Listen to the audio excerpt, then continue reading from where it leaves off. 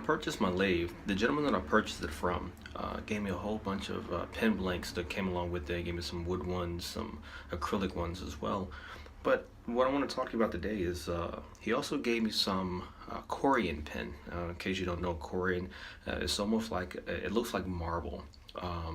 And for the longest time I thought it was just as hard as marble. But I turned it the other day for the first time, and it turns more soft like acrylic, which I was very surprised. But anyway, so this is the pen blank I'm going to do today. And these actually aren't blanks. They're actually just, what I believe they are is scraps from countertops, which is what Corian, if I'm not mistaken, is what Corian is used in most of the time. But enough for me boring you. Hopefully this comes out to be a nice, pretty pen, and or beautiful pen. And I'll show you what it looks like at the very end. Stay tuned.